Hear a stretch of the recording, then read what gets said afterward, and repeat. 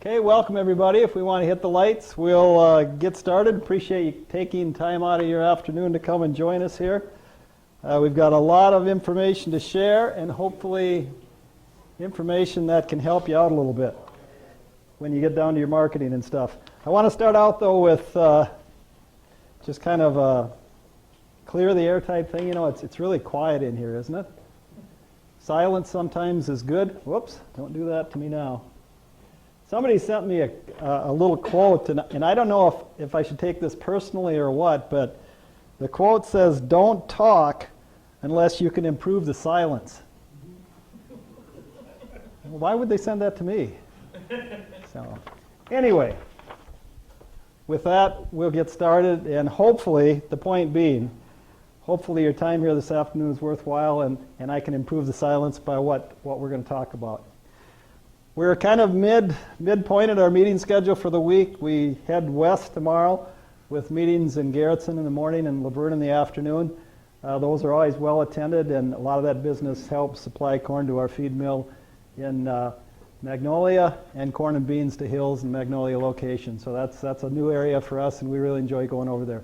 Thursday we take the day off. I have an appointment in Sioux Falls. Friday we head east with a meeting at Blue Earth in the morning and then Jackson in the afternoon. So if there was someone else in your operation, or if you like this presentation so much you want to see it again, you can come join us in Jackson.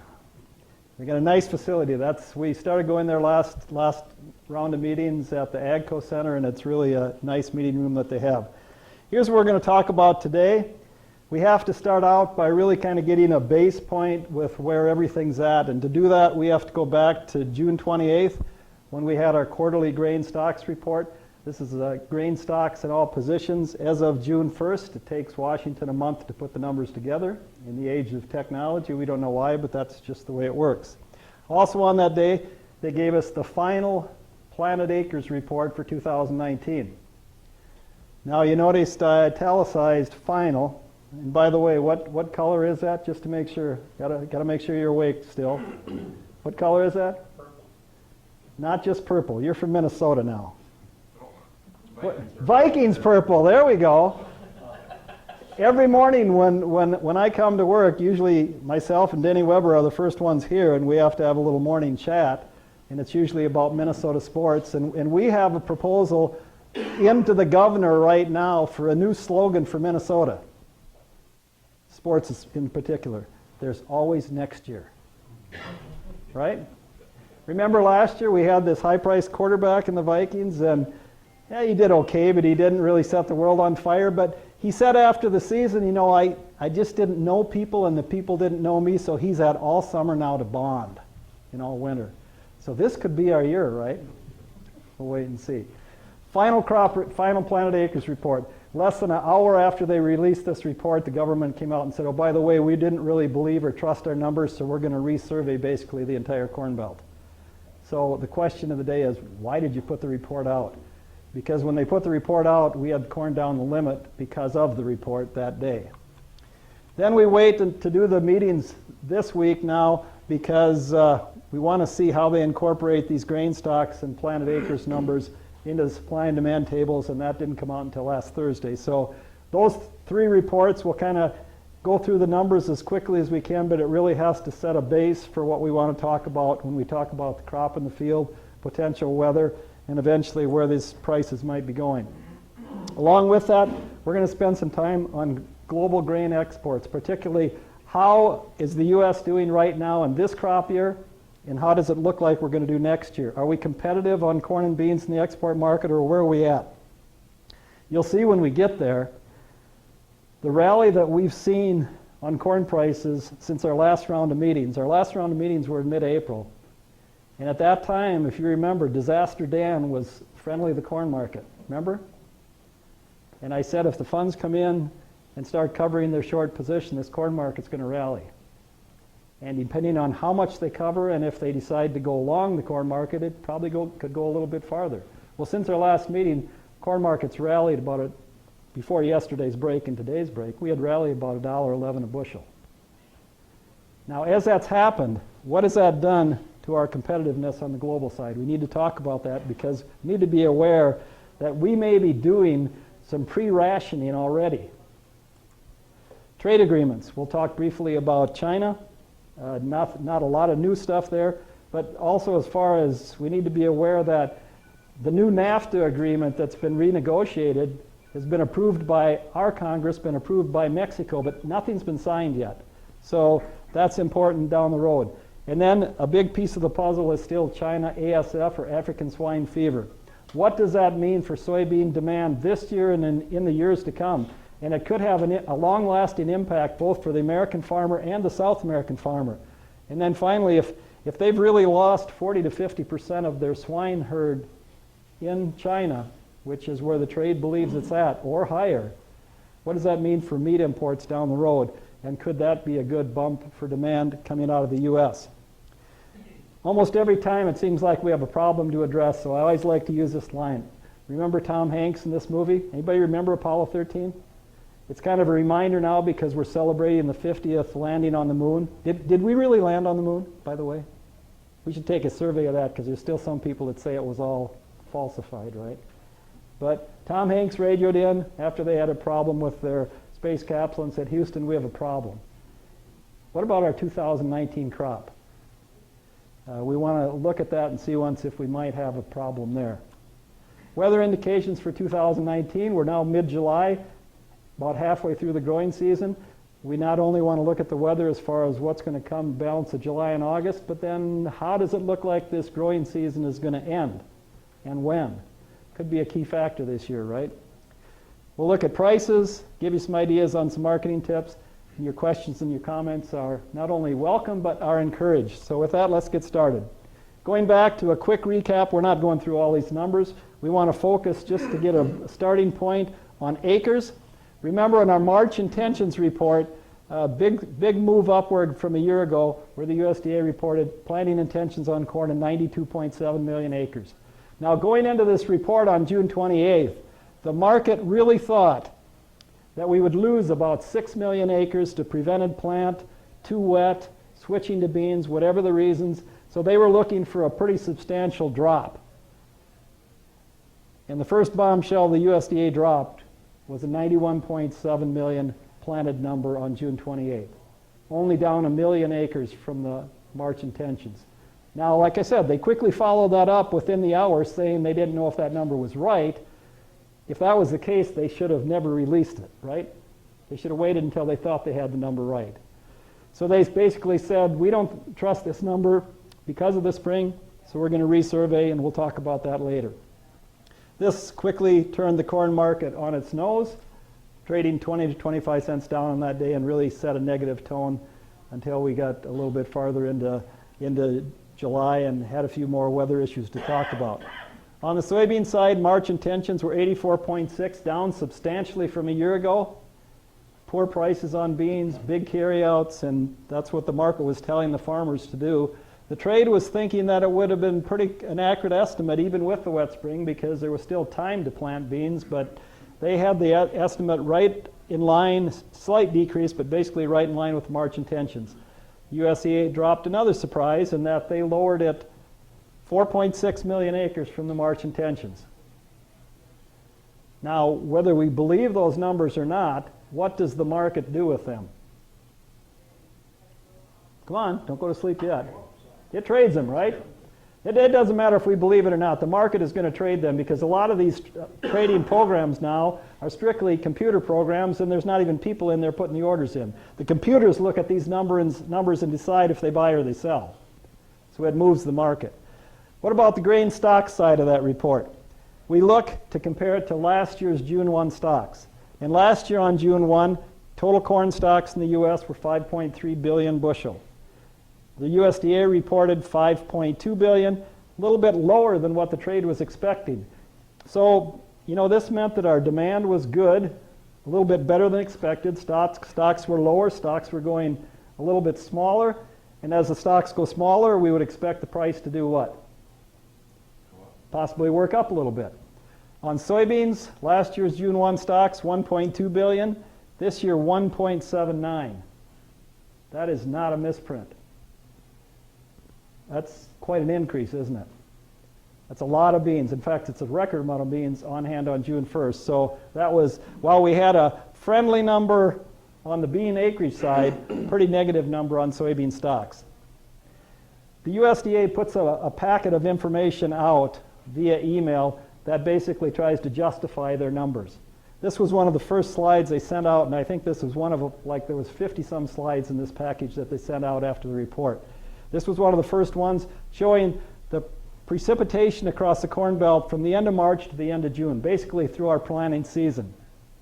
And what this key shows is when you start getting green, you are 100 to 125 cents percent above normal, and when you get blue, you're 150 to 300% above normal rainfall. Look at the Corn Belt. We had a wet spring. No surprise to us, right? But it wasn't just us. It wasn't a regional thing. It was basically the entire Corn Belt. So the USDA said they realized that because of that, the planting intention numbers may have had drastic changes which they chose not to take advantage of in this report. This is how they gathered the information. 68,000 surveys were collected from farmers. So if we don't like the information, who do we blame? Our neighbors? Ourselves? I mean, to some degree. I mean, if farmers aren't honest and accurate with their information, the lion's share, that's where it's coming from. Now, the other side of the report, there's about 9,045 segments, or these are the plots that they randomly select across the country in the fields. And they check those and compare the two. So what we have to be careful for, and we don't know for sure what they're going to do, but the early indications from the USDA when they do this resurvey is they're going to focus mainly on this area. So I think we have to be careful on what to expect in that August 12th revision. Because if they're going to check the same plots that they checked as they prepared the June report, there's a possibility that those numbers might not what? They might not change, or they might not change as much as what we'd like to see them change. I talked to a friend of mine this morning. This guy is a fanatic. You've heard me talk about him before. We've nicknamed him Johnny Mac. He lives for 6 months in Chicago and is a commodity analyst and trader for Rand Financial. The other 6 months he lives at his villa in France because his wife is originally from France. So when he was in Chicago, it didn't seem so bad. He'd call once or twice a week and talk about what's going on with the cash markets in southwest Minnesota, what's going on with our crop, because he likes to keep up to date, and he's just a fanatic for detail. Well, now he's been in France for about 2 months already. He calls 3 or 4 times a week. I'm not paying for the international calls, but when he calls, it's a half-hour plus call. He called this morning at 7 o'clock, and if I don't take his call, I know it's him because it pops up on the caller ID as unknown. And if I don't answer it, the next time I answer it, he said, "Dan, where were you? I need to talk to you." He's still convinced. He's the guy that was convinced the USDA was totally out of line with their corn yields last year and that the yield was overstated. He's totally convinced this year that the planted acres and the intended acres are totally out of line, and he's been analyzing things ever since. And he's convinced that now all of a sudden reality is coming here because the numbers that they were giving us before weren't right, and now all of a sudden the truth is the rubber hitting the road. Here is something else we need to keep aware of as we go forward into this August 12th revision. In this report, the USDA said there were 10 million less principal crop acres planted than a year ago. And this is with the acre numbers that they gave us. We'll look at the principal crops as far as what they include later, but it's basically all crops that the American farmers raised. So there's a possibility that some of these acres may creep in somewhere. As of the June report, they were just left idle. And if you can see over previous years, other than here where we picked up 10,000 acres, 10 million acres, in 2012, normally there's not that many acres idle. So we have to kind of be aware of that as we go down the road. Maybe take some of the potential bullishness out. Here's a map on corn. This is not a political map between the Democrats and the Republicans. You realize we've got a presidential election coming, right? Advertising starting already. Do you imagine what it's going to be like for the next 18 months? Unbelievable. The key to this map, if the state is blue, according to the USDA, they planted more corn than a year ago. If the state is red, they planted less. So for Minnesota, they are showing that our corn acreage should be up 100,000. Does anybody here believe that? I don't, because apparently they haven't checked with Southwest Minnesota, because we've got probably potentially several 100,000 acres of corn that did not get planted. Our agronomy manager, Denny Weber, believes that only about 75 to 80% of the attended corn in his agronomy trade territory is in the ground. Pretty significant reduction. Definitely an impact for Minnesota, both in acres and in yield, because the Southwest District tends to be one of the higher yielding districts in the state most years. Nationwide, down 2.5 billion acres to 91.7. Now here is the last planting progress report on corn that the USDA released. It showed 96% of the U.S. corn planted. Now you need to be aware of a couple of things if you're not already.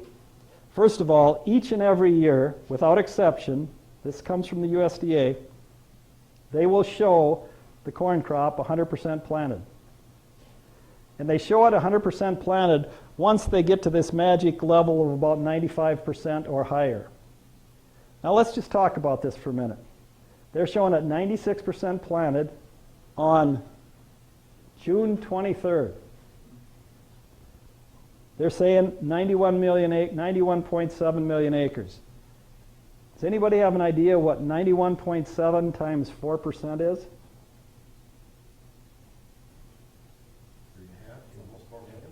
3.5 to 4 million acres. Did that get planted or not? And if it did, was it planted after June 23rd? Boy, we're talking a bumper crop now, aren't we? Right? Here's how the USDA works this. And by the way, this 96% does not mean that 96% of the intended acres are in the ground. This is right from the USDA in writing.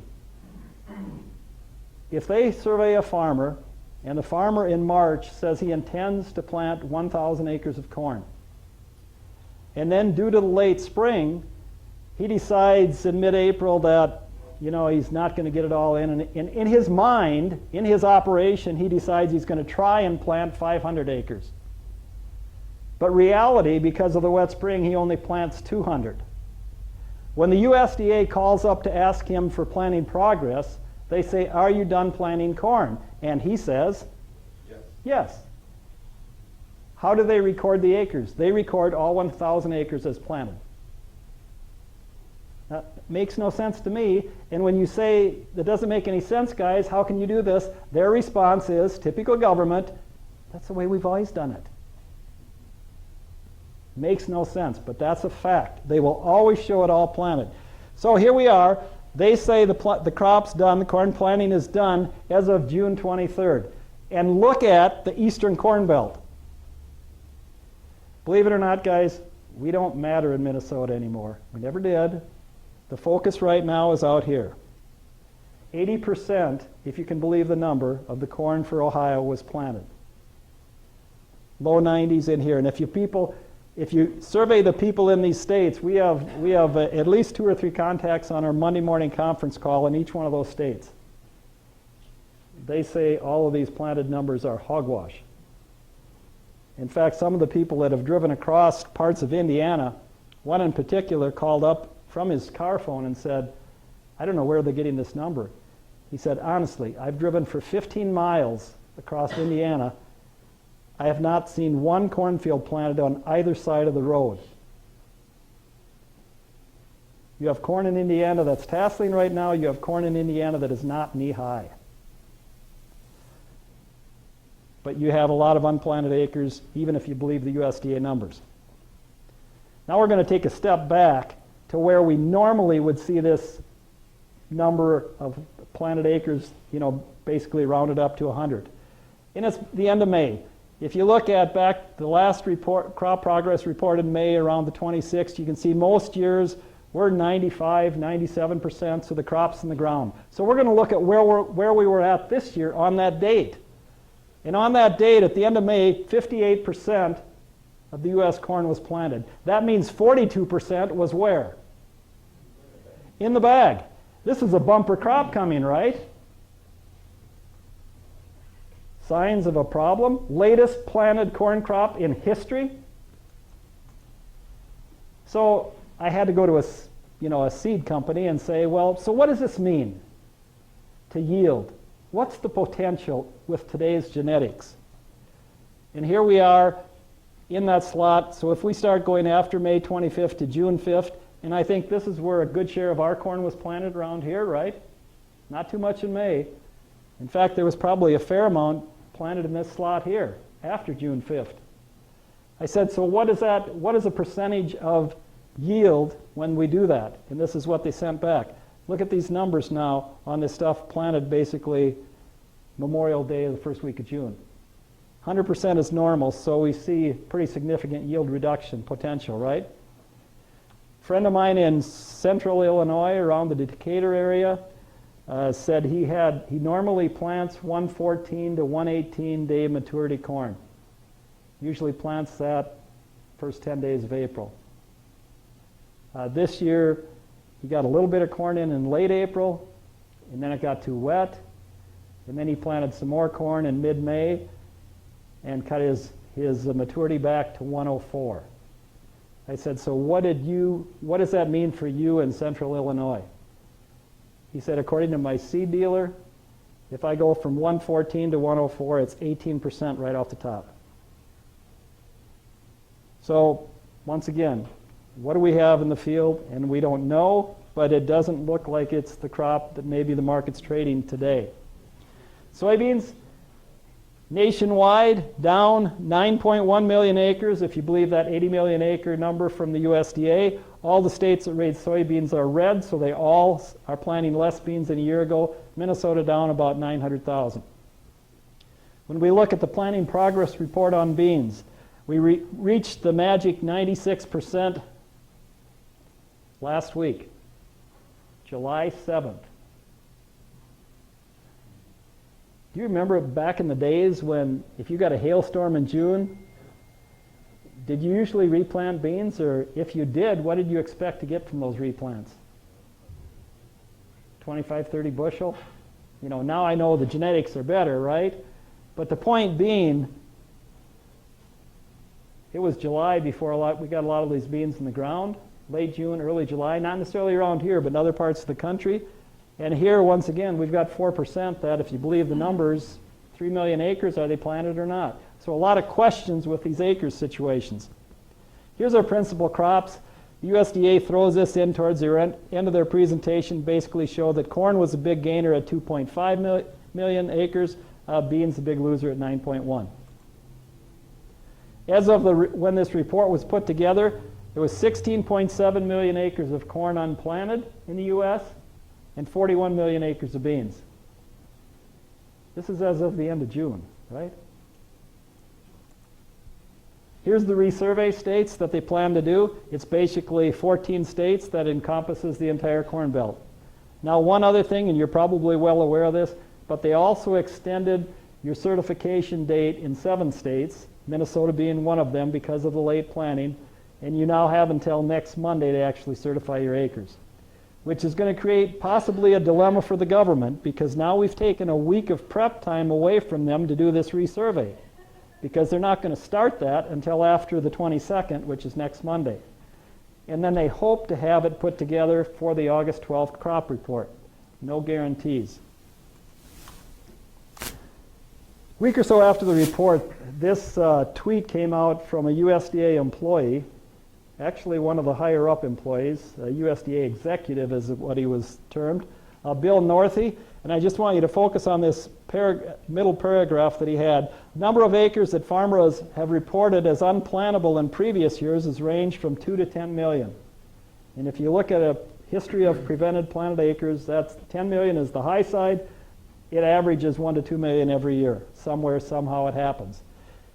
He adds that he expects the number of acres reported this year to be many multiples of the lower number and at least the high end of what the previous range was. This is a USDA employee saying that he believes prevented plant acres of corn and beans is going to be 8 to 10 million acres. That's not an official position. This guy, I don't know if he's going to have a job when this is all done or not, but he just tweeted this out, and you know, it kind of made the rounds. Now this morning I talked to Johnny Mack, who had talked to somebody at the USDA and said, so fill me in on this resurvey. How's it going to work, and how accurate is it going to be? Once again, this is coming right from the horse's mouth at the USDA. The guy said, well, here's how we're going to do it. We've got two groups that we will be rechecking or resurveying. One of the groups can change, and one of the groups must stay the same as we reported on June 28th. And John said, that makes no sense.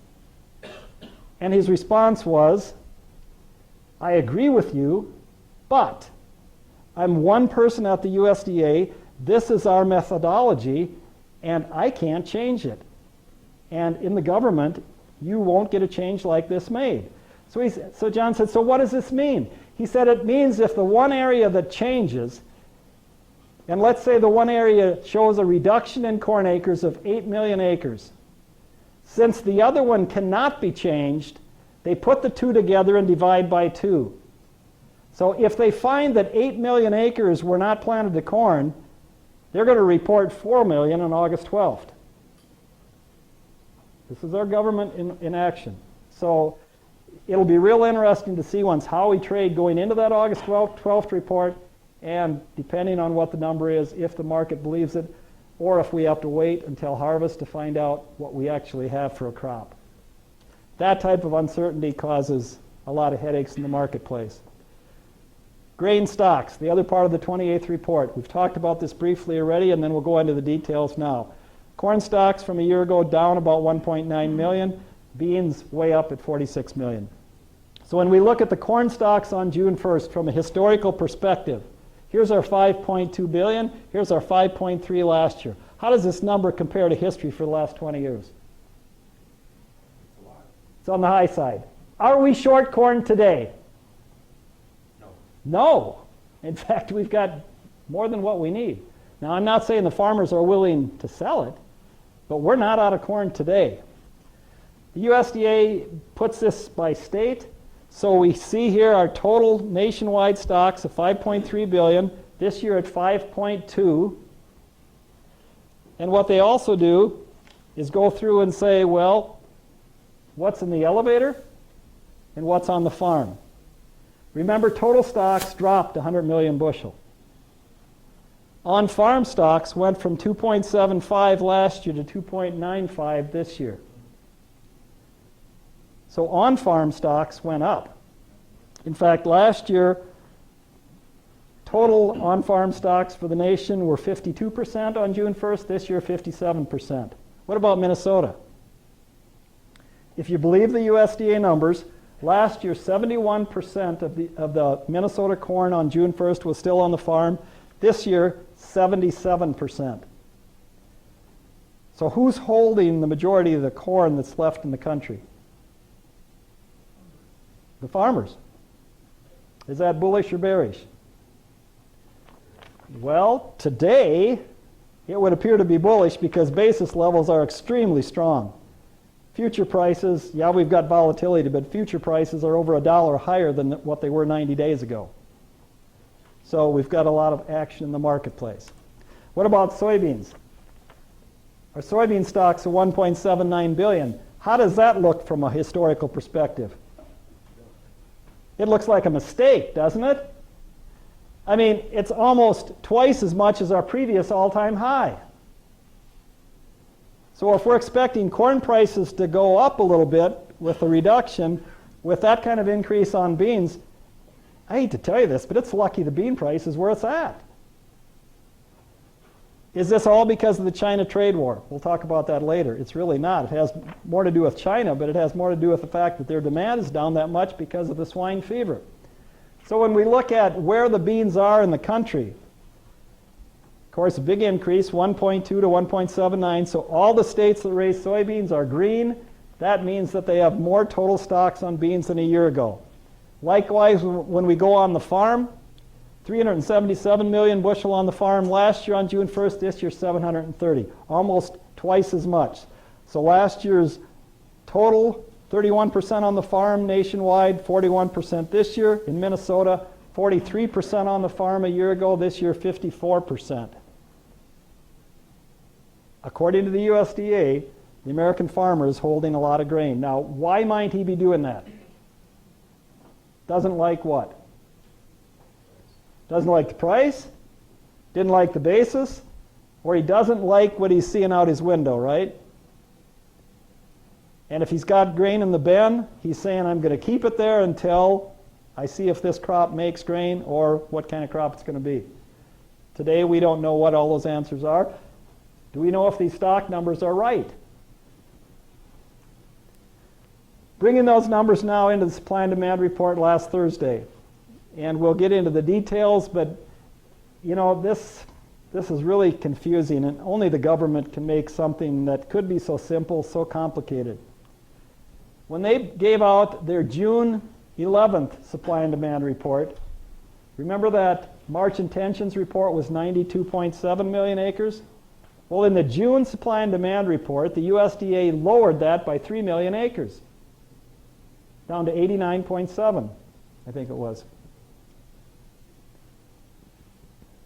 When we came to the June 28th report, they raised it back up to 91.7. So going into this report, there was a lot of question on which acreage number are they going to use. Well, they decided to use the 91.7. Now, also from the May to June report, they had taken the national average yield projection down from 176 to 166. One of the biggest changes they had ever made in history in that amount of time. So they kept the new acreage number of 91.7, used the 166 yield. That gave us a corn production number of 13.8 billion, which compared to the average trade estimate was over 200 million higher than what the trade was expecting. That's why we had some negative pressure after last Thursday's report.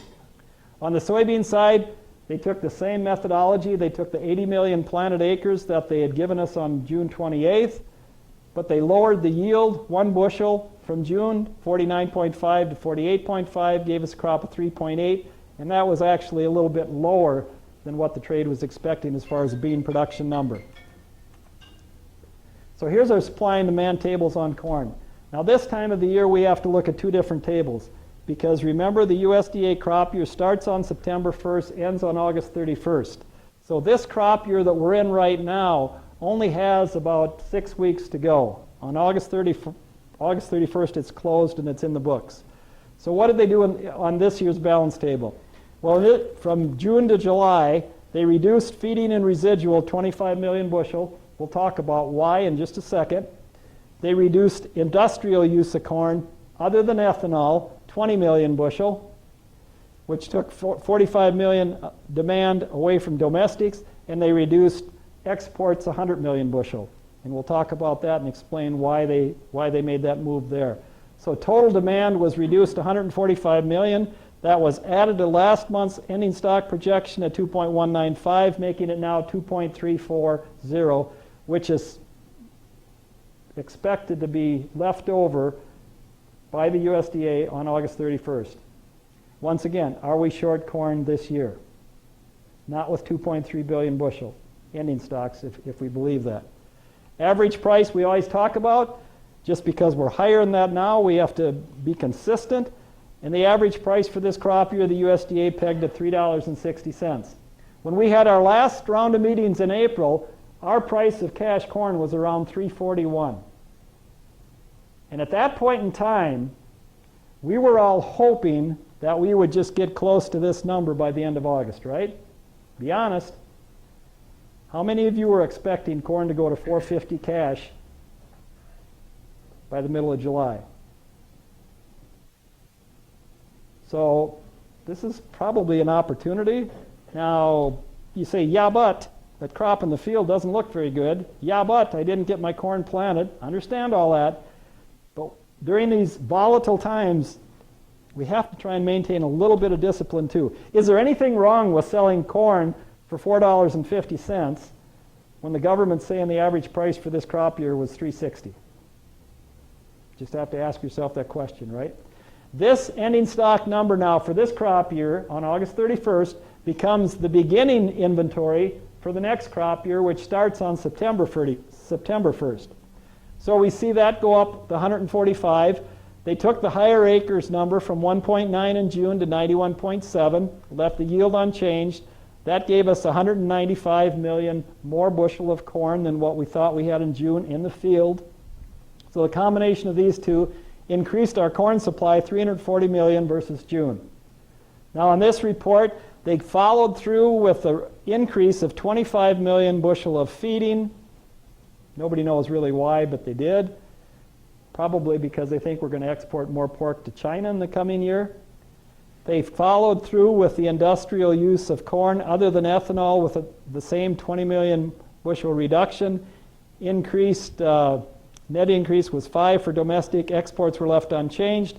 So it increased our ending stock number for next crop year, 335 million up to 2.010. So if you believe the USDA numbers, which you'd have to believe the yield and the acres, are we going to be short a year from now? And that's why when they look at this, they say expect the price of corn from this year to next year to be up a dime.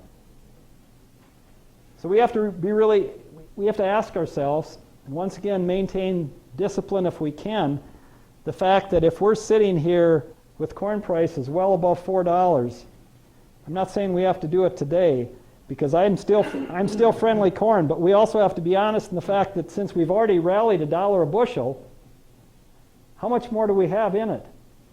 And at some point, do we need to pull the trigger? Because one guy in Wilmot yesterday, we were talking about this, because I know we're not quite here yet, but do you realize the basis is so strong in Ohio right now, today, that farmers in Ohio can sell cash corn for $5.30 a bushel. Now I realize their crops has problems out there, but the guy in Wilmot, so I asked the question. I couldn't help myself. I said, so why wouldn't a farmer that's offered $5.30 for his cash corn sell his corn? And the guy started laughing. He raised his hand. He said, I know why. And I said, well, help me. He said he wants it to get back down to $3.50. Then he'll sell. We don't want that to happen, though, right? So keep that in mind. Arlen Sutterman at INTL FC Stone, he's a friend of ours. He shares this information with us with the idea we can share it with our producers to try and improve your marketing. We can't print it out because there's restrictions he has with CFTC as far as putting this stuff out in print.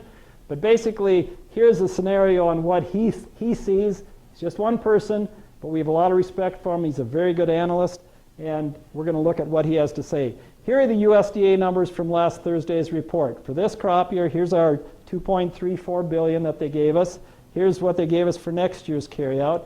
Here's what Arlen is thinking for this crop year according to the in-house INTL numbers that he put together. He believes the USDA has been a little bit too aggressive at cutting demand and sees actually the ending stocks being maybe 100 million less than what the USDA was saying. But once again, 2.2 billion, still plenty of corn in this crop year. Where it gets interesting is for the next one. The next column over is the in-house estimate by INTL FC Stone, what they honestly believe our balance table on corn is going to look like by August 31st, 2020. Now, the USDA may not get this final acreage number and yield down until the final report in January, so there could be several months here for them to get it right.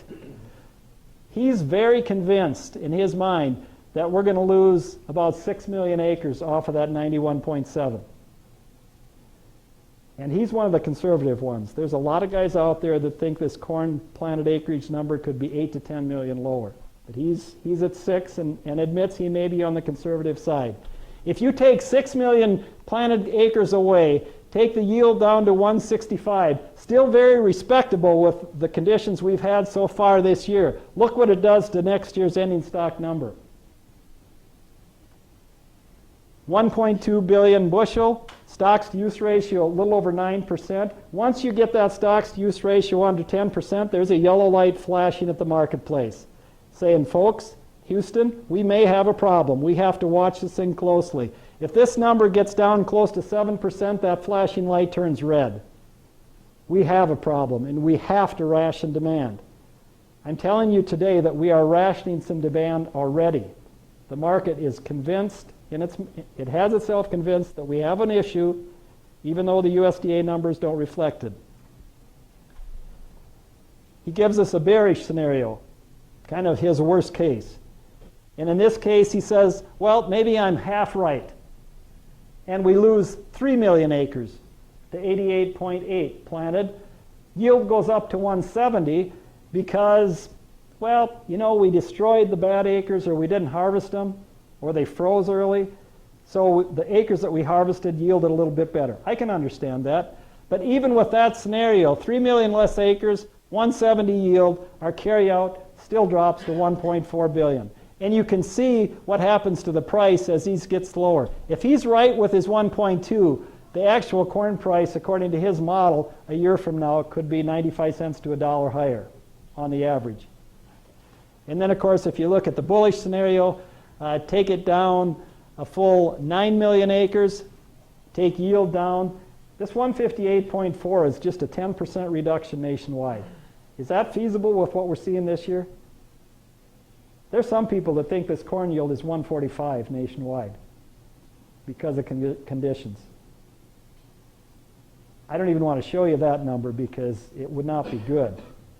Remember the last time we went to $7, $8 corn? That was fun while it lasted, right? But what happened afterwards? What happened to inputs? They went up, right? But they came back down, right? Had a John Deere salesman in Denny's office yesterday, and I had to rib him a little bit. Now, the red guys wouldn't do this, right? So I said, if the price of corn goes up, and he says, yeah, I know, price of fertilizer and seed corn go up, my inputs go up, and I said, but what about the equipment? He said, we go up every year. I said, how can you sleep at night? And he said, it's research and development. So that's the reasoning for it.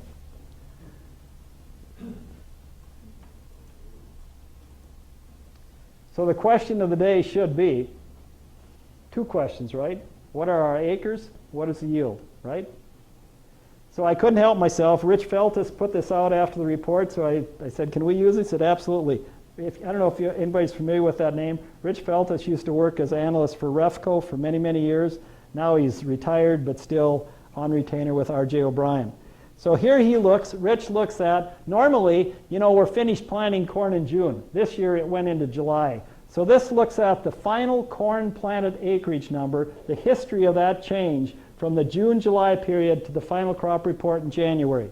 And if that number is spot on and 100% right, you would be right on this zero line.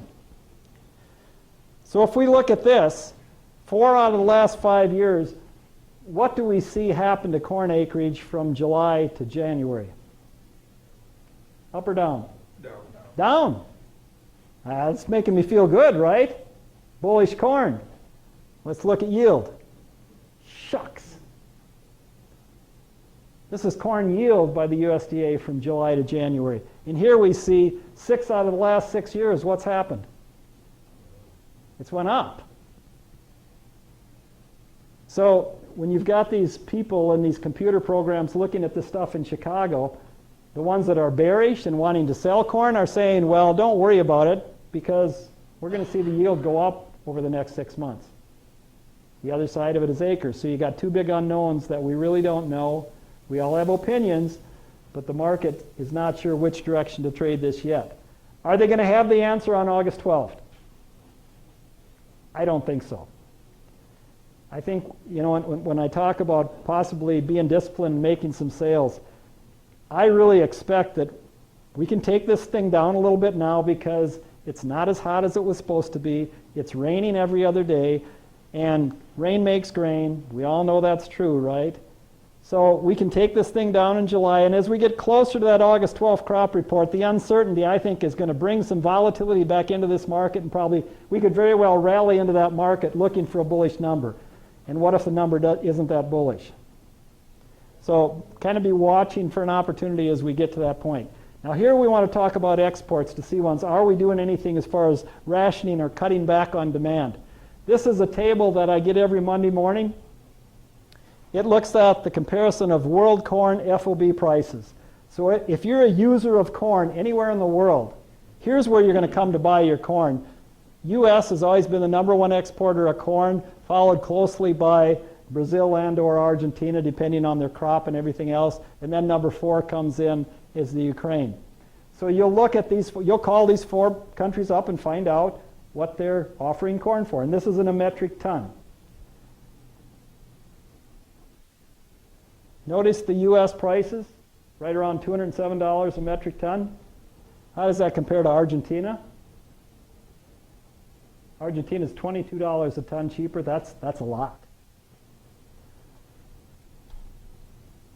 $14 cheaper in Brazil. If you're going to buy corn for somewhere in the world, where are you going to source it from? South America, no question.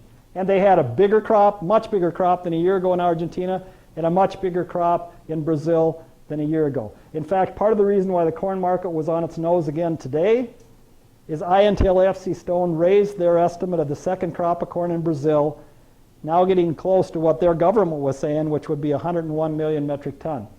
So they have the bullets to shoot, and they have the price.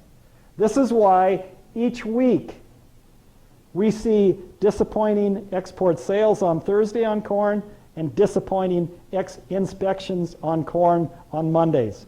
This is why the USDA took the corn export number down 100 million bushel in last week's report, and why there's a very good chance they're going to take it down further in the August report. You see, when corn rallied $1 a bushel over the last 6 to 8 weeks, we have priced ourselves out of the world market, right, on the export side. This is called rationing. We are rationing demand. Now, it's really pre-rationing because we're not short corn today, are we? But the market's getting ahead of itself and saying we don't want to export too much because we might need it later. We didn't touch on it, but if you noticed, if we went back to that supply and demand table, you would have noticed that corn imports are up about, I think, 15 million metric ton for the coming year. That's going to happen. Because not only have we raised our export price so that we're not exporting corn, but we've raised our corn price to the point that it's cheaper for the southeast livestock industry, your poultry and hog farmers, to import corn out of South America versus sourcing it from the U.S. And they're not sure if they can get it from the Eastern Corn Belt because of the planning information that we looked at. Here's how it's working right now. They can buy corn at 41 over Chicago price, FOB Brazil, 64 cents ocean freight, 10 cents to discharge, 25 cents to freight. Their basis laid into their feed mill in the southeast United States out of South America, $1.40 over Chicago. If they want to source corn out in Ohio or in Indiana, the average basis right now is about 75 over. Plus they have freight to get it to their mill, so their basis turns into $1.70 over. It's 30 cents a bushel cheaper to buy it out of South America if you're a hog or poultry integrator in the southeast United States than it is to use American-made corn. Are we rationing feed demand? And that's why they took 25 million out of feed residual in this report, and very possibly could go down again in August. One other key on that side as far as corn feeding, we look at the spread between corn and wheat. This particular chart is Chicago wheat versus Chicago corn. Now, if we wanted to be real honest, we'd compare Kansas City wheat, the winter wheat crop, to corn, because that spread last week was down to 17 cents a bushel. When it gets that tight, your big feedlots in your feeding facilities to the south, where feed wheat is available, will feed wheat in place of corn. That is rationing, right? Now, the American farmer who has corn in his bin loves this because basis is getting better, futures are rising, But you see, we're pre-rationing feed demand by feeding wheat, by importing corn. We've taken ourselves out of the export market. What category is left? Ethanol. What are ethanol margins like? There's an ethanol plant today in Ohio owned by CHS, one of your regional cooperatives, that is bidding 85 over the September for corn and can't find the corn to buy. What is going to happen in a pretty short order with that ethanol plant?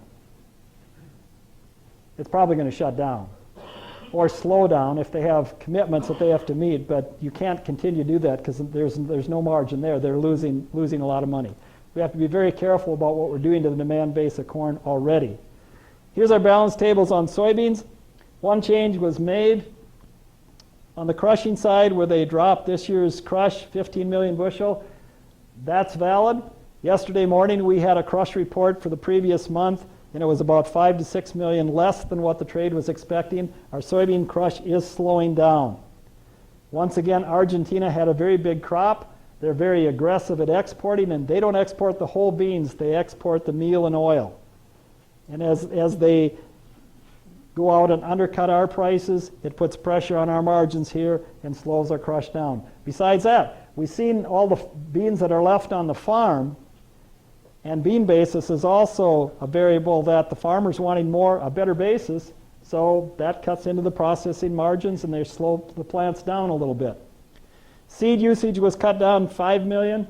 They said if we're going to plant 9 million less acres of beans, we're going to use less seed. That makes sense. And the big change that they made was an increase of residual of 41 million bushel. Now, when they increased the residual that much this time of the year, this is what it more than likely means, that the USDA overstated the bean crop from 2018. Now, they'll use that as residual for this time of the year because they don't want to admit to making a mistake in this crop year. They will revise that production number in the September report when this crop year is finished. That's something to watch down the road. Bottom line is, the usage was actually increased 20 million then because of the residual change mainly. Our carryout dropped from 1.07 to 1.05. That's bullish, isn't it? Billion bushel carryout on beans. Average price of $8.50. Now we're still slightly below that average price, but you've had opportunities, I think, over the last couple of months to probably sell at or above that, and with the bean fundamentals where they are, I would feel pretty good if I made those sales. So as we went into the new crop year, the one that starts on September 1, here's our acreage number that they gave us on the 28th, down 4.6 million from the June report. They took yield down 1 bushel, so that took 305 million bushel away from production of the soybean crop that's in the field. Our ending stock number here becomes our beginning number here. That was down 20, so total supply is down 325. They reduced exports 75 million bushel for the coming year on soybeans. And that number still may be too high. Bottom line is then they, with the supply change, demand change, a net of 250, so our carryout went from 1.05 for next year in the June report down to 795. Now 795, is that a bullish ending stock number on beans? It's still too many, right? And if you notice that, remember the average price on corn was a dime higher from year to year. The USDA is saying to expect the bean price to be dime lower, even with ending stocks going down. And we'll talk about some of the writing behind the wall that might make this number go back up closer to where this year was. Here's INTL FC Stone's numbers. The USDA numbers once again on this side. Here's our current year, next year. Here's where Ireland thinks we're going to end up this year, and you can see they're about 40 to 50 million higher than where the USDA is today. And it really has to do with exports, where he sees further cuts coming in that August report on bean exports out of the U.S. Now, as far as next year, he thinks we're going to pick up bean acres. Remember, he was looking for at least a 6 million acre decrease on corn acres. He thinks some of these changes were overstated and that some of some of the areas planted more beans just to get something in the ground.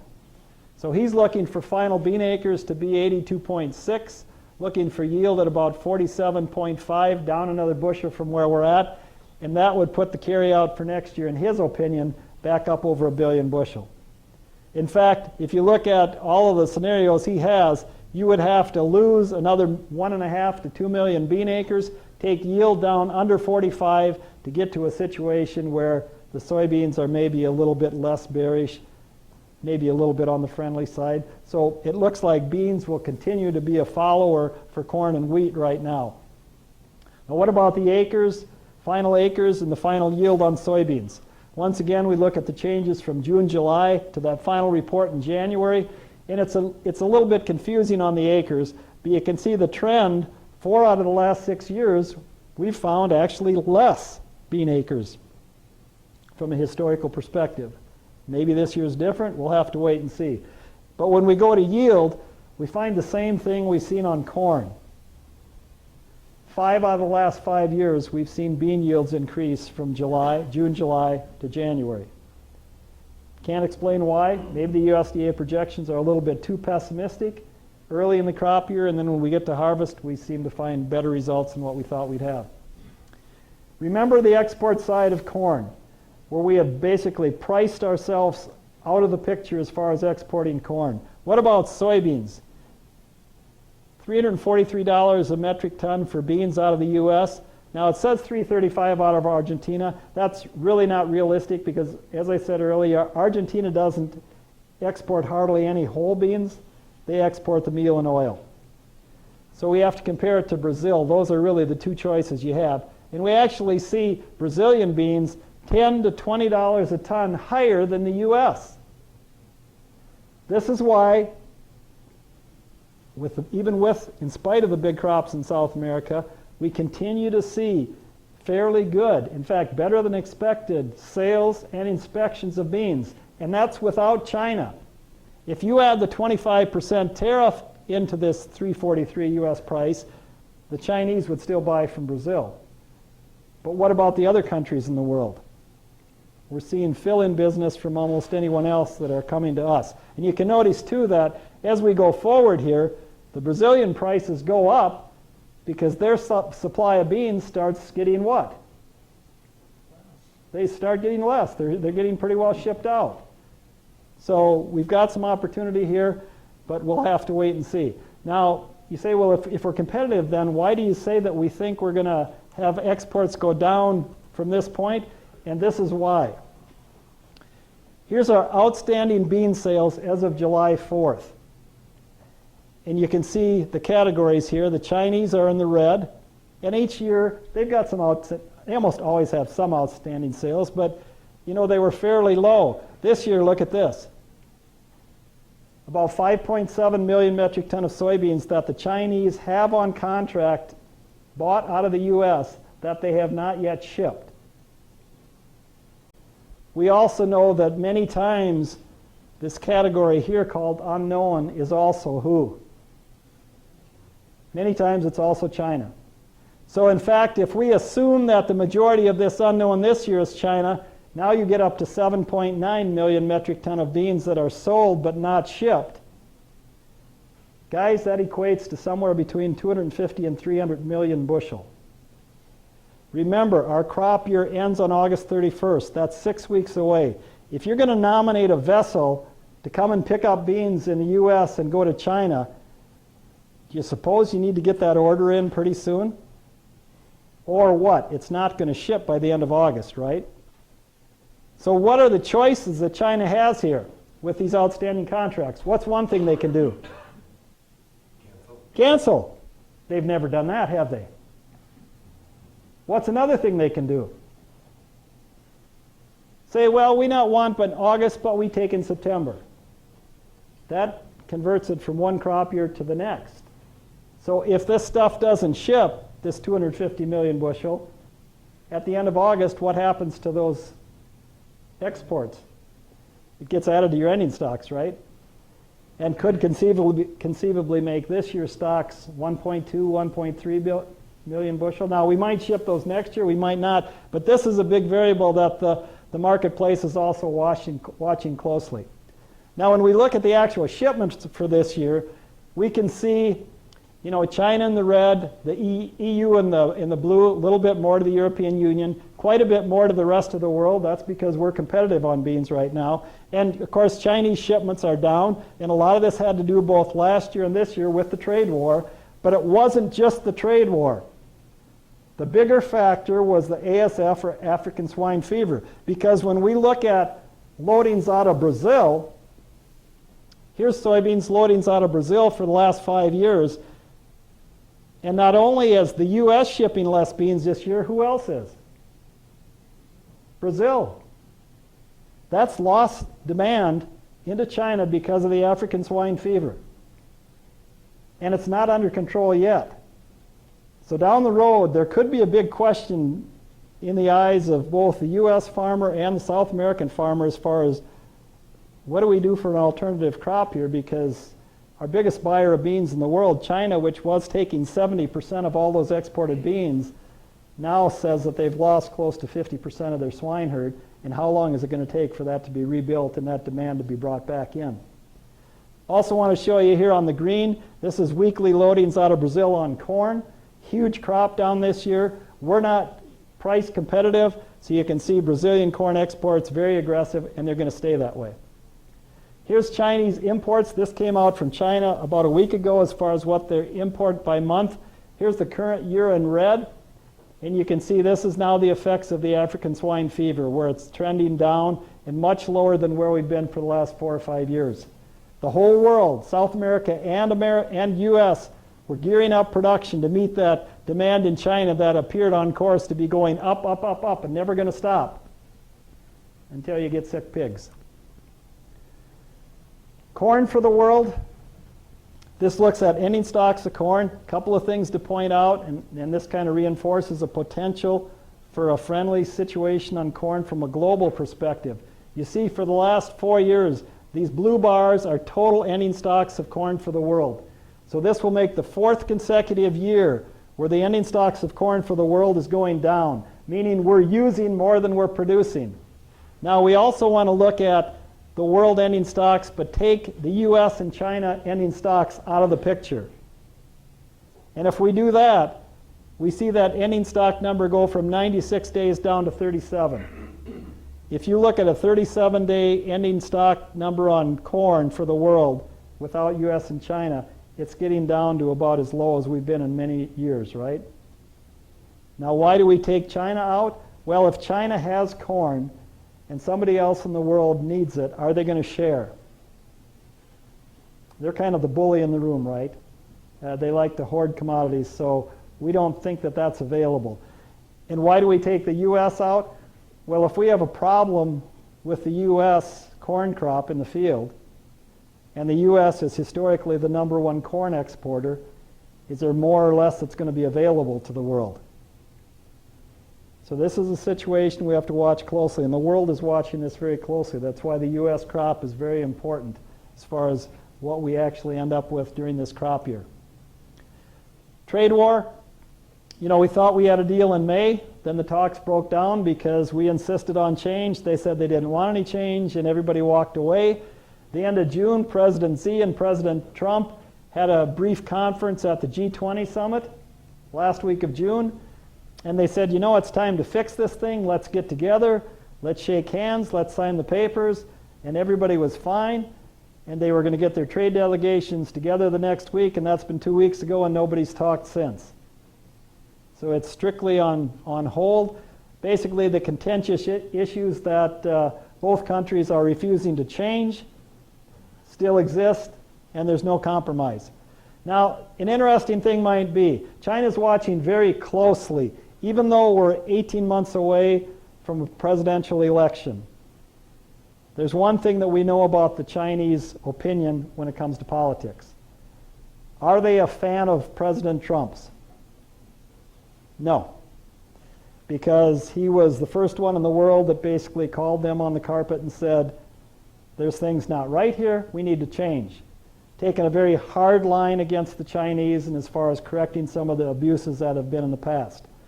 Now, that inner circle, if you remember the last meeting, we talked about that inner circle for President Xi in China. There's a circle of 7. He is one of the 7. And the other 6, the majority are pushing him to say no concessions to the U.S. So that's where the stalemate comes, both from the U.S. and China. The Chinese are hoping that the Democrats come up with a candidate that can beat President Trump. Because then they're going to roll the dice and see if that new person, man or female, is easier to get along with. The last thing the Chinese want is for President Trump to get reelected. Okay? But the interesting thing is, as President Trump is taking a hardline approach at settling with the Chinese and ending this trade war, what has been happening to President Trump's poll numbers? Up or down? They've been going up.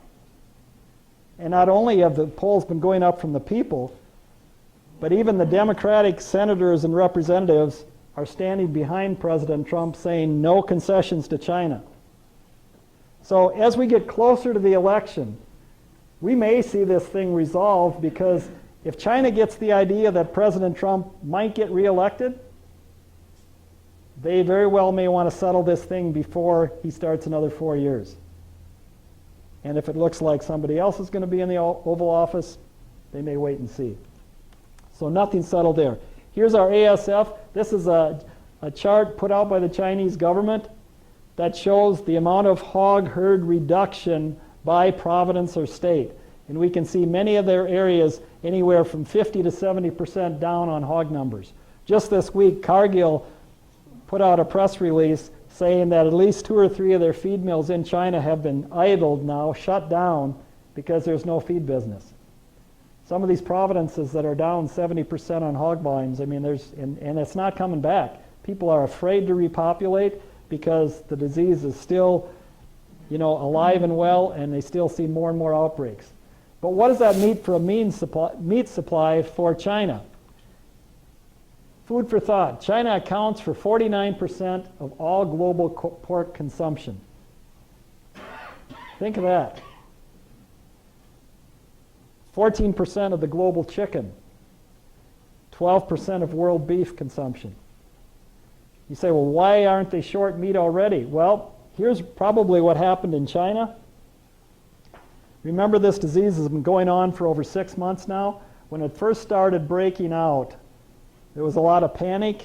And if you had hogs on your farm and you were worried about your hogs getting sick, or maybe your neighbor had an outbreak, what did you do with your hogs? You sold them and took them to market as soon as you could, before they got sick or before they died. And that happened all over China. So there was kind of a glut of hogs going to market. Didn't matter about the weight. You just wanted to turn them into cash before they got sick and died.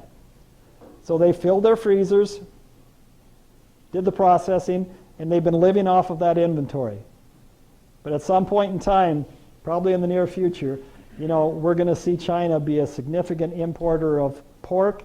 Why pork? You say, well, why don't they just make them eat fish or chicken? A guy told me that's been in China said, well, here's the difference.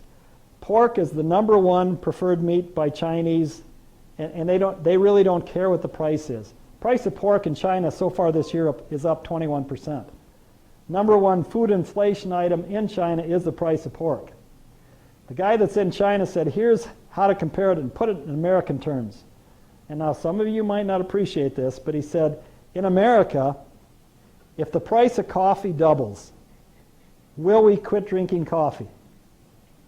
And the answer is no. If you think that's not true, come with me sometime the next time I go to visit our son, because I say, you want to have a cup of coffee? Yeah, let's go to Starbucks. $5, $6 for a cup of coffee? Are you serious? And these young people do it all the time. Not just young people. I mean, it's America, right? So he said, coffee demand in the U.S. is pretty inelastic. In other words, it doesn't matter what the price is, people are going to drink coffee. That's the way pork is in China. The only way they don't eat pork is if you take it away and they can't get it. They've made very significant purchases of pork out of the U.S.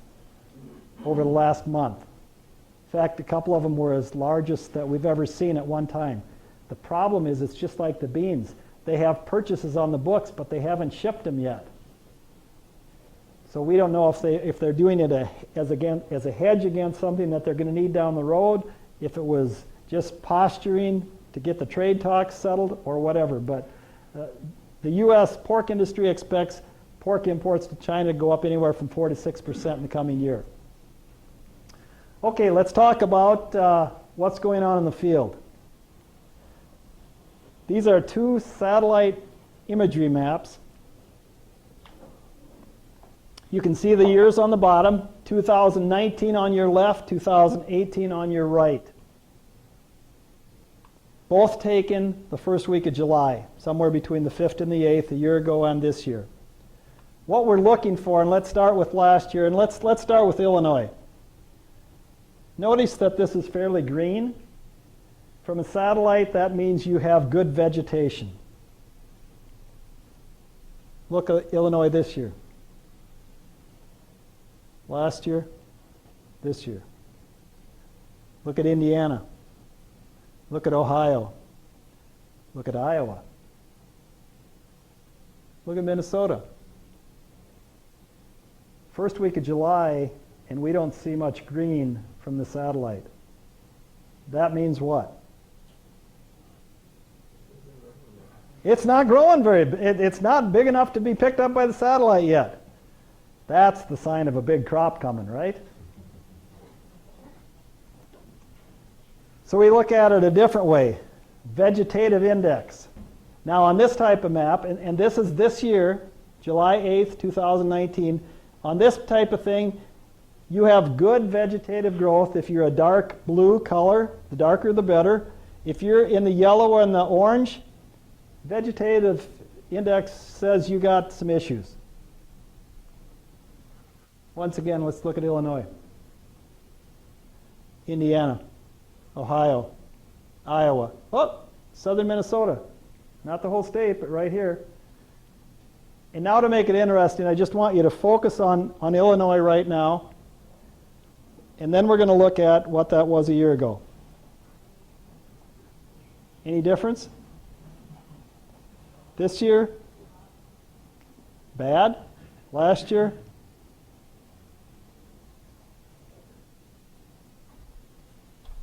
Interesting, huh? What does it mean? Apparently the USDA doesn't pay attention to this stuff. So we come to yesterday's crop condition report. These come out every Monday afternoon about 3 o'clock our time, 2 o'clock Eastern time. Yesterday, and part of this was a reason for the break in the corn market today, because corn crop conditions improved 1% last week versus this week. 58% of our corn crop is now rated good to excellent. That means 42% is what? Not so good. Look at your eastern corn belt. This is why the Southeast feed market is importing corn today. This is why the basis out there is ridiculous numbers right now, because apparently the farmers are holding tight because their crop is not good. Basically a third of the 30 to 40%, if you round it up, 35 to 40% good to excellent. And we also want to look at the crop that doesn't look so good. This is the poor to very poor. So 38 to 40% is good to excellent in those three states. 18 to 23% is poor to very poor. There's a good chance that this stuff will not what? Will not make it. Isn't this the one where they kind of just are driving by on the road and, oh yeah, that field sure looks nice and green? Well, it's that percent silking and stuff. Yeah, and that's coming. But it goes both ways. They'll do that with farm surveys. They'll call farmers up and ask, what's your crop? How would you rate your crop? And they'll also go to those same segments or plots each week and check and rate it. You know what I see? Are they taking into account how it looks? You know, the crop may look good, but it would look good for the middle of June and not the middle of July. I'm 100% in agreement with you. And I've told that before when people call up and they'll there's people that call up and ask me, what's happening to the crop in Minnesota? And I said, it looks pretty good. Well, how do your conditions compare last week to this week? I'd say it's a little better, unless you look at the calendar. Yeah. And if you look at the calendar for mid-July, there's a lot of corn, my opinion, not going to make it. Right, and that's the other thing I say. You know, if you're going down the highway 60 miles an hour, or 65, right? You always got that fudge factor. You know, I heard there's a new program coming out. This is no joke. Heard in Mankato last weekend, and I don't know where they picked this up, but somehow somebody knew somebody who is a highway patrol, and around the Mankato area, they've been told 0 tolerance. If it's 60, it's 60. If you're going 65, you're not getting a warning, you're getting a ticket. Be careful. I don't know. But if you're going down the highway at 60 miles an hour, does it look nice and dark green in most fields now? But then now get out of your car and even get in a truck. And what do you see, like Dave's saying? Yeah, it looks good on the edge, but if you get up a little bit higher or in a plane, you see this? Does anybody see the sins that we committed when we put this crop in too wet? Gosh, I drove by a field this morning. In fact, I drive by it every day. And this was a field that was, I know it was because I watched them do it. It was pattern tiled. But honestly, when they were out there planting it that day, I just said, God, you guys shouldn't be doing this. But they got it in, and then it rained for the next 2 or 3 weeks, and that was all great. And that corn came up, and it was looking pretty good. And now, this morning I looked over at that, and you can see every tire track with the corn going like this. It's still nice and dark green on the edges, but you look inside the field, I don't know. So I agree. Calendar-wise, we're behind, but condition-wise, you know, I think it looks like some issues. And here's our progress. Here's our silking report from yesterday's report, yesterday's update. Now think of this, guys. Once again, if this was 2 weeks ago, not so bad. But this is as of the middle of July, and 17% of the U.S. corn crop is reported as silking. Now once we silk and pollinate, black layer comes when? 60 days. Okay? So now we're talking mid-July, August, September at the early stuff. Let's put this in perspective. Last year on this date, we were 59% silked. Like Tim said, you look at the calendar, Houston, do we have a problem? The 5-year average is 42%. Look at out here in this eastern corn belt. I can tell you right now that this 6% that's silking in Ohio, you probably have some that was planted early in some parts of the states where it wasn't so wet, and once again, you've got some that's not knee-high. I&T FC Stone started doing this last week. Okay, now the government's pretty much given us our planting dates, and we know, and they've talked to customers as far as what's been planted, so they're projecting silking and pollination dates. This is for the U.S. And you can see the dates along the bottom. So 18th to the 25th of August, 4%. That's for the real late stuff. 11th to the 18th, 9%. 4th to 11th, 17%. Basically, August 1st on, you've got 26, 38, 39% of the corn that's going to pollinate August 1st or later. So 60 days from, let's take a midpoint, 10th of August, 7th of August, that corn black layers the first half of October, right? When's our average frost date in Minnesota? 26th of September, isn't it? Well, I think I've got it down as October 4th. October 6th. October 6th, yeah, 4th, 6th right in there. When's the full moon in September? 14th of September. I'm not predicting anything, but... So let's look at Minnesota, okay? So 39% of the total U.S. corn crop right now projected pollinate in August. Here's Minnesota.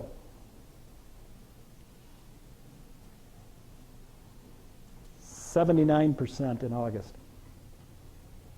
And that's if you figure this 21% is real early. Now, we did have one producer in Wyndham this morning that says he has tassels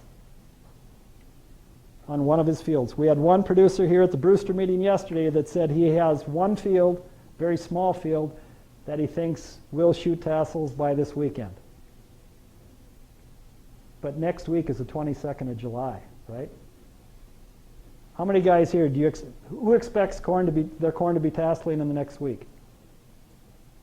One field. One field, okay. But overall, the majority, are they right with this number that it probably starts the first week in August? Now, the attitude in Chicago, these guys are pretty smart in Chicago. You know, they've got their computers and they got an MBA from Harvard, so they know this stuff, right? They see this hot forecast and they say, well, don't worry about it. Corn will catch up. If it gets to 100 degrees, does corn catch up? No. I mean, you're limited. They don't understand that you can only get so many GDUs a day, and you need so many GDUs to change phases on corn. It's not like beans, right? So I don't think the market appreciates this at all. But they may down the road, right, when it comes to yield. What about soybeans? Good to excellent, also up 1%. Wow, 54% of the U.S. bean crop is good to excellent. In our conference call Monday morning of this week, we have people, I think there's about 23 of us nationwide. All of the main states are covered. Without exception, everyone on Monday morning said, condition of our beans, extremely short.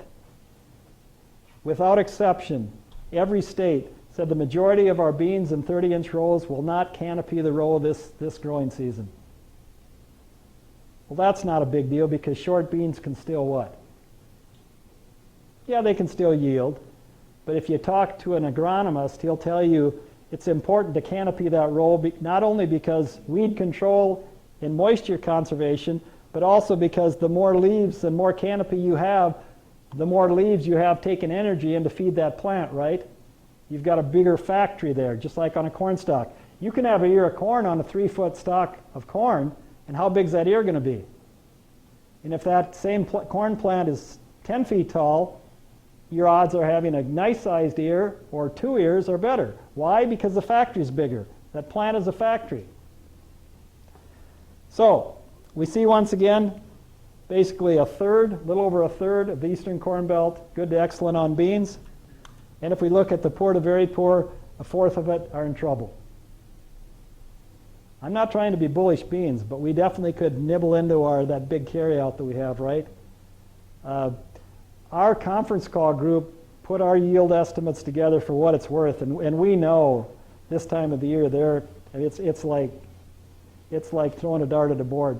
Our corn yield right now is projected at 162.4. And the bean yield was 44.2.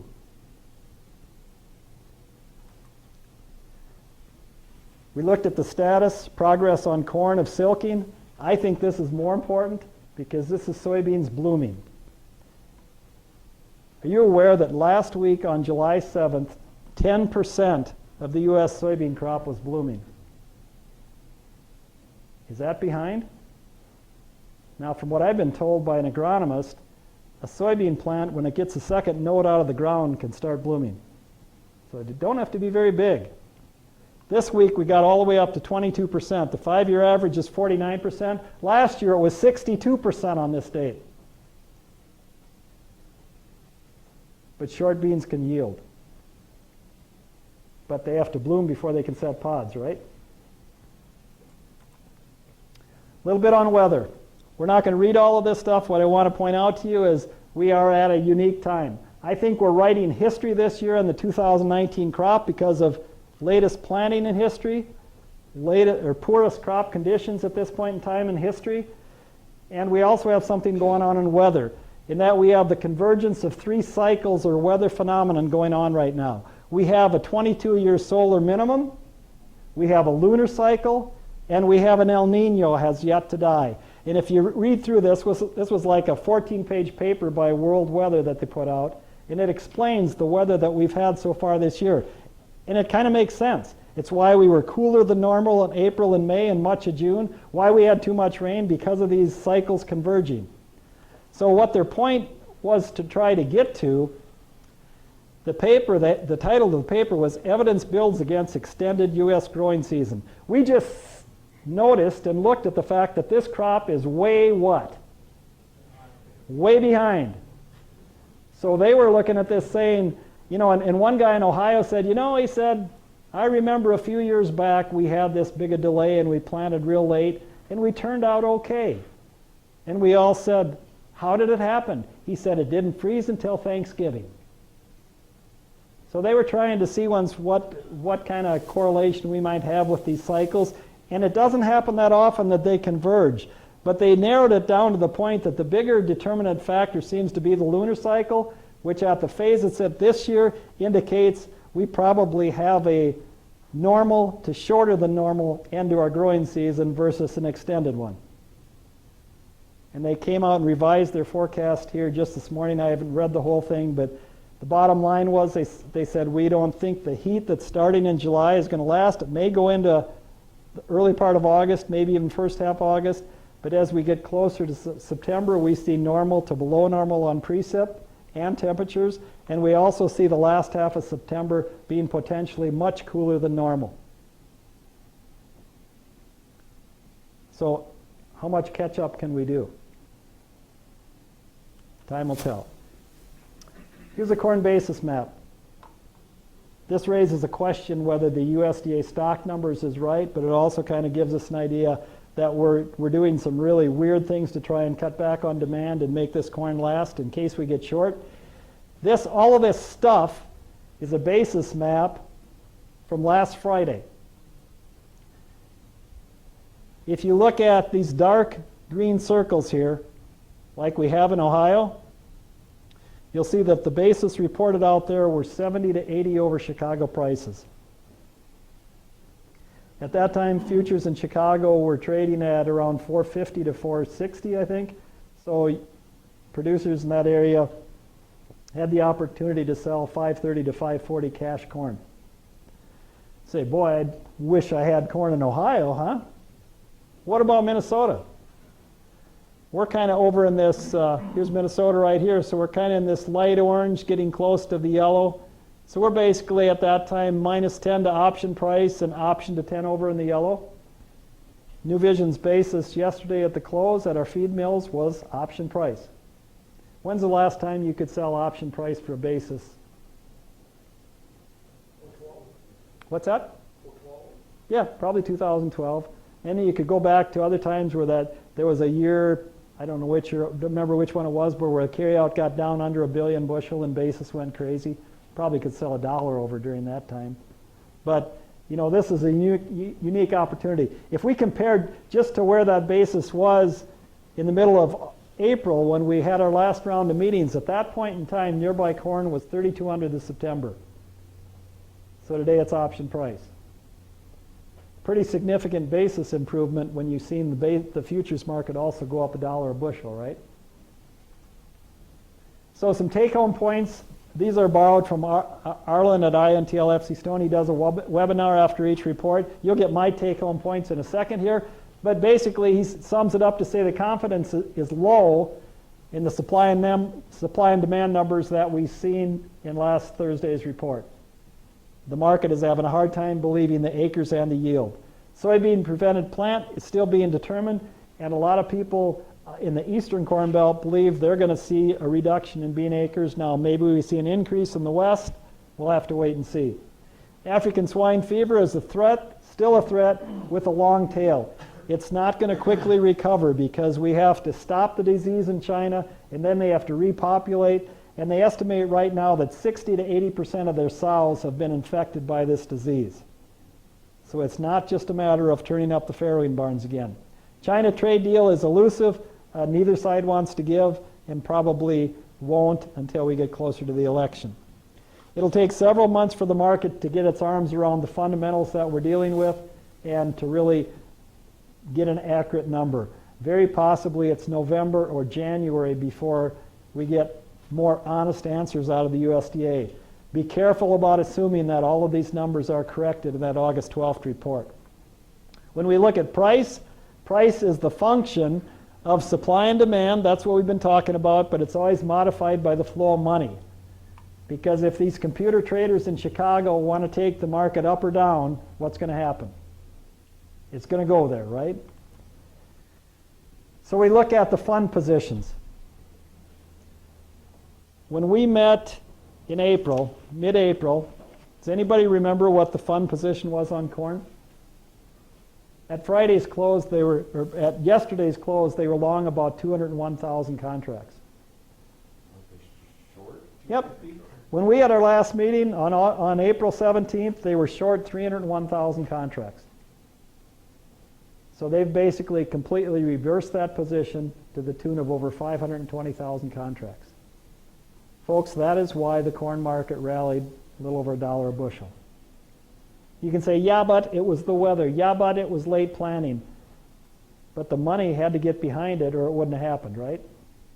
What about beans? They're still short about 34,000 contracts of beans. Last time we met in April, they were short about 83,000. So they've covered a fair amount of beans. On wheat, they're also long wheat. You see, as corn has went higher and the basis has gotten stronger, we're converting more and more feedlots to feeding wheat versus corn. And as that feeding number goes up in wheat, we start nibbling away at that billion bushel carryout of wheat, and it starts coming down. In fact, the July S&D report was the first time, I think, in 5 years that we've had a friendly reduction in ending stocks in that July report. So when you look at where the direction of the markets as we go forward here, corn is going to be the leader. And I think we've kind of laid the groundwork with what we've looked at today. Wheat will be in second place, following the corn, and beans are going to be a reluctant follower, mainly because of what's going on with demand in China, and we have to slow the production down in both of the Americas.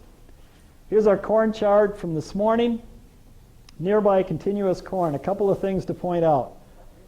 Finally, we were able to get this market going up above $4. We still have a gap open here from 404 3/4 to 407 1/2. We do not want to see nearby corn, now the September contract, get down and fill that gap. Some people may say, well, gaps are meant to be filled, and I understand that, but this is the one we want to keep open because that keeps the upside where we want it to be.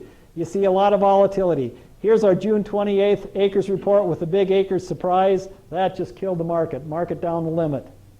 But then we realized that maybe we can't believe the numbers. USDA said we're going to resurvey. We started getting hot and dry forecasts. We see crop conditions and plantings late, and the market rallied back. Now, here we went in last Friday looking for an extremely hot and dry forecast for this week. Temps 95 to 100 degrees, no rain in sight. That was going home on Friday. That forecast was still in the cards Sunday afternoon. I bet I got 5 or 6 emails Sunday afternoon from people saying we could really be higher tonight, sharply higher, because the forecast is still hot and dry.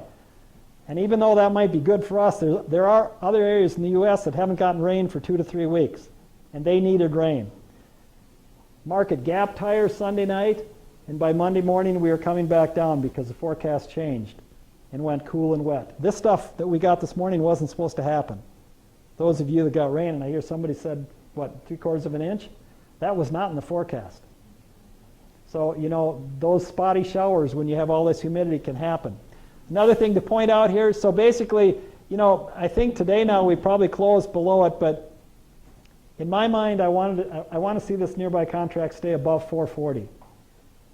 Now, we can go down and correct a little bit lower, but then we're looking at 430, and we definitely want to try and keep this gap open. Another thing to point out, when we made our highs in May, the RSI, or Relative Strength Index, when it gets above 80, the market is overbought and due for a correction.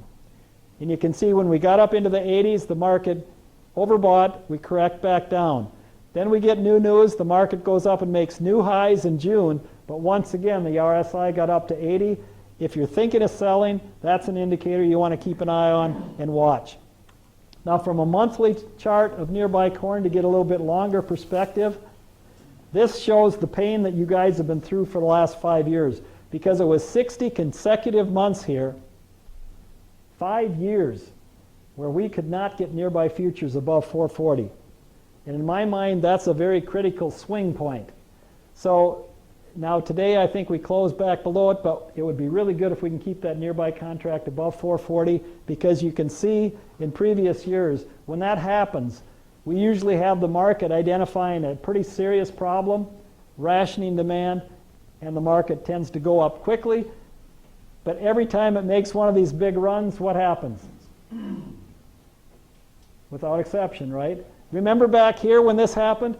We were entering what? The golden age of agriculture. We were never going to see cheap prices again. Soybeans. Same rules apply on the RSI. You can see here when we get close to 80, we put our highs in the June. Right now on nearby beans, it looks like really to get the market excited, we're going to have to take our highs out way back in February, which would probably be 935 to 940. From a long-term chart, you know, we're down for the last 5 years now in an area here, just too many beans. And right now we haven't done a lot to alleviate that problem. So probably have to be defensive. If for some reason we get the corn market really taking off, on a chart it looks like maybe we could go up and test close to the $10 area in Chicago futures, but you know, it's going to be a battle for beans unless we see a lot less acres and see that yield projected at under 45 bushel per acre nationwide.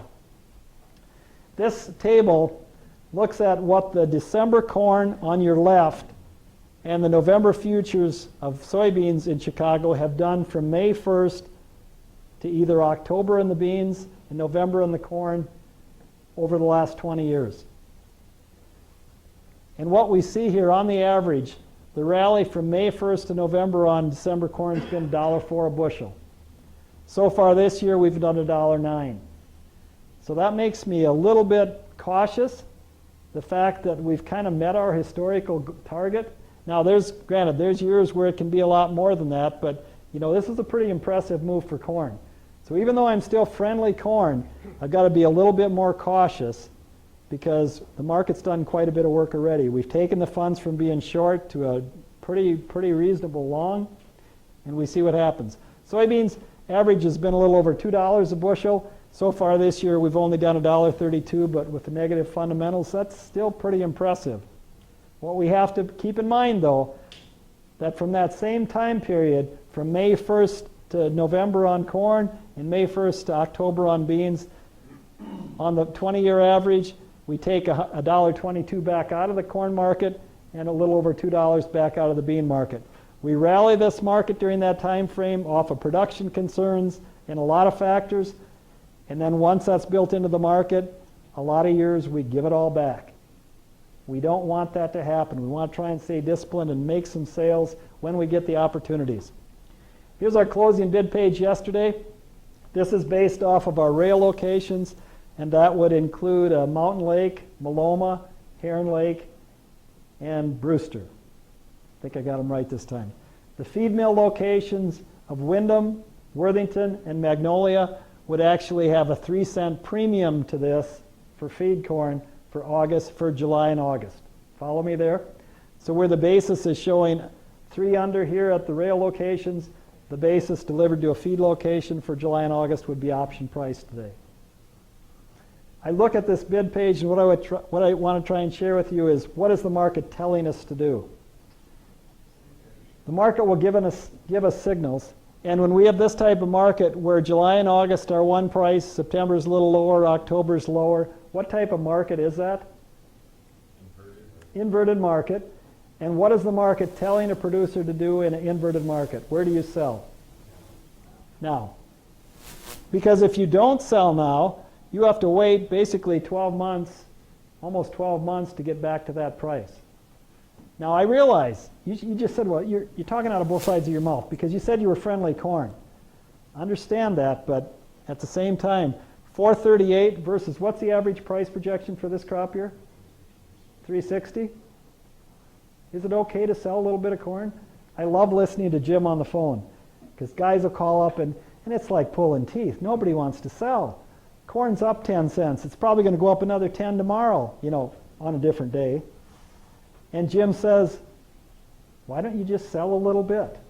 The market's giving you an opportunity, just sell a little bit, and if it goes up tomorrow, sell a little bit more. Had an old guy tell me at the Wyndham meeting today, he says, I want you to tell me if my marketing plan is sound. I said, what's your marketing plan? He said, I sell 100 bushel every week, whether I like the price or not. I said, well, how much corn do you have to sell? He said, oh, I get all the way up to 4,000 bushel. That's a marketing plan. It gets a good average. With good prices, there's nothing wrong with that, right? What about new crop? Well, let's talk basis for one more thing. Okay, you say, you're still friendly corn, I'm still friendly corn, I think this market's going to go higher. When you have this type of basis, do you still have to own it in the bin where you have quality risks and storage costs and everything else? Or when you get a good basis, is it easier to own it on paper? You follow me there? Because if you sell cash and buy an option back, or buy a futures contract back, you're still long corn, right? But you've turned that corn into cash. You can use some of that cash to pay off loans, use it for your operating money, living expenses, whatever, and still be a player in the market. It's all right to hold corn in the bin, but we all know it's not free, right? And at times, sometimes that stuff can slip out of condition because we get busy with other things. So, you know, when you have a good basis, sometimes it's better to own it on paper. If you have farm storage for the stuff in the field, there's a carry of about 17 cents from new crop out to next summer. My opinion, that's real borderline whether it's enough. And once again, the number one excuse we hear from producers about not wanting to sell grain at harvest, well, two. One is I don't want to fight the lines at the elevator. That I can agree with that. But this year the lines might not be so big if the crop is smaller, right? The other thing would be is the basis is always bad at harvest, right? Is 23 under at harvest a bad basis? Pretty attractive, right? Something to keep in mind. And could it get better? Yeah, if the farmer doesn't sell and it looks like the crop is smaller, it could. One other thing on corn. If you planted corn, and if you think you're going to have corn to harvest and believe that you are, what do you need to be making sure you probably have locked in? Dryer fuel. Don't wait, guys. I just see a potential problem coming here, and I've been through these falls before where we end up with a wet crop, and if you don't have it contracted, you call up your LP supplier, and what's the answer? We'll put you on the list. And when do they call back and say they can deliver some? Yeah, about mid-December, right? Or you hear that dirty word allocation. You know, don't take this for granted, because this could be something. When we look at this, this has the potential of not being just a regional area where we have wet corn. It could be the whole corn belt, right? And you end up with supply issues. What about beans? Does this basis look good? Smells like bad cheese to me, right? But with a 1 billion bushel carryout, it's probably not going to get a lot better. But if we look at the average prices, oh, by the way, one other thing here on before we leave corn. Average price projection for next year was what? 370. Okay. This was after we were down 11 cents yesterday, so for next summer corn we had over 450. If we get a little bump in this thing as we go through the rest of the growing season, we get these corn prices for next year out to $5. Help me with this. Why wouldn't we want to try and have some protection on out there, right? Yeah, the basis might be better. It's possible, but right now the basis is pretty darn narrow out there. Now, if we end up being short corn, it might get better, but when's the last time you contracted corn for summer delivery at 18 under for July? Beans, average price projection for this year I think was 850. You know, we're a little bit below it. We could work our way back up there, but hopefully, you know, you've moved a fair amount of beans and that's pretty well taken care of. Any questions on this? So what should I do? You still raise crops to market.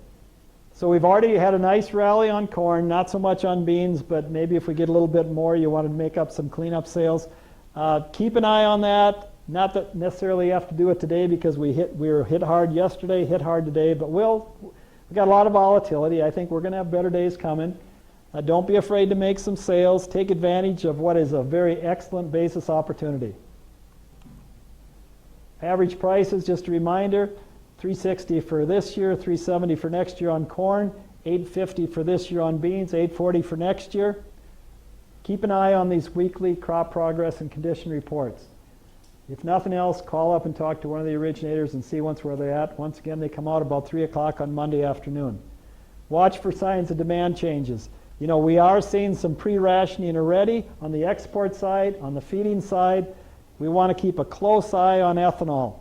What two things are driving this extremely strong basis on corn right now?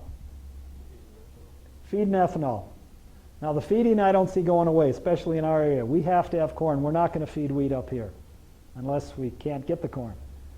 But the ethanol people, where the margins are real borderline, in fact they're losing money right now, at some point might they say enough is enough and start slowing down or shutting down plants?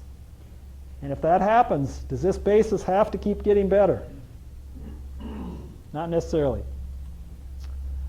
Weather, managed money positions, they're long corn, long wheat, short beans yet right now, but that can change. How much longer will they get if they get long corn? We probably need to see some new news and worse news come in than what we've seen so far. Have a marketing plan for 2019 and 2020. When you think the highs are in for this corn crop, what do we need to be doing? We can't forget about what? The fact that we're probably going to farm again next year, right? Now, right now, this is all being led by the nearby, both on basis and futures. But because if you look at your deferred, your 2020 and 2021, your corn futures aren't following quite as much. But when we do think we top out on this one, don't forget to check into that. Here's what we have coming down the board. We've been through the July report now. August 12th report, very important. New supply and demand numbers, resurvey of the June acres, then a supply and demand report on September 12th and quarterly stocks on the 30th. Here's my one thing I leave you with other than the markets. I like to do this at every meeting. I just have to. And this is a quote that I pulled out of a devotion the other day. Enthusiasm is a kind of faith that has been set afire. So if you're reading this in the morning, and if you want a copy, I'll get it to you. Otherwise, just put it in, burn it into your mind. Go into each day with enthusiasm. If you're reading it at night, wake up tomorrow with excitement. Say to yourself, this is the day the Lord has made. Is that true? Is every day a gift? And every day is a gift because we were put on this earth to serve our Lord and to serve our fellow man. So whatever you do, do it heartily, excitedly, energetically, cheerfully, and with enthusiasm. Is that always easy? No, there's days you don't want to get out of bed. You don't want to go to work. But when we're given a task by God to do, that's what we're expected to do. I share this with you to hope give you inspiration in the future, but also to tell you I really appreciate you giving up your afternoon to come and listen. Hopefully breaking the silence, the talk was worthwhile. And I take this very seriously because I think after 40 years in the business, I've been given a little bit of a talent as far as a lot of information, and part of my job is to share it with enthusiasm to you. And I hope we've accomplished that today. Now, one last thing before we leave you, and this was not prompted, so please don't say that this is somebody trying to pat themselves on their back. This is an employee that has worked with this gentleman for over 20 years, and I believe we owe him a debt of gratitude. Our CEO, Frank McDowell, is retiring in September. He's been with your cooperative for over 20 years. Go back and look at what's happened at New Vision during his leadership. Now, was it all Frank McDowell? Absolutely not. He's got 150 employees as supporting cast. But it takes somebody at the top making the tough decisions, right? And getting both the praise and the criticism. So I would encourage you to just shake Frank's hand, pat him on the back, send him an email, send him a note, and thank him for what he's done here. That's a long time for a CEO to serve a company, right? Our board of directors had recently hired a replacement CEO. Matt Ashton is his name. He comes from a very large cooperative in Nebraska. Since Matt's been hired, there's a lot of buzzing going on in the industry, and we have heard nothing but very positive comments. Matt will start at New Vision on August 19th. So as we say goodbye to Frank, please welcome and give encouragement to Matt, because he's here to lead your cooperative, or will be shortly. Any questions? Yes? What's the status on the Brewster Terminal is, from what I overhear Keith talking about, the engineers and insurance people are still working through it. The plan is that elevator will be fully operational by harvest. It'll actually probably be receiving grain well before harvest. The load-out system is probably a little bit more of a delay, but right now they're not planning on loading a lot out because we need it for feed. But the biggest challenge right now is probably on the electronic and communication side within the elevator. When back when that thing was built, years and years ago, a lot of those wires and stuff were incorporated right into the concrete. So when you have a situation like this, did the wires melt? Are they still valid? Do you have to rewire a lot of this stuff? And in your communications between all of these moving parts in that elevator, it's going to take some time probably to get everything back in order. But the good thing is they have the leg on the south side and everything, and once the insurance company starts giving the go-ahead that it's safe to operate again, I think you'll see it operating. But full capacity by harvest is the target right now, early to mid-September.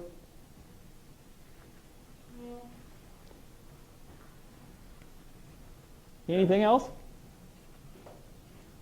Thanks for coming. Have a good winter and stay cool. Good winter, good summer.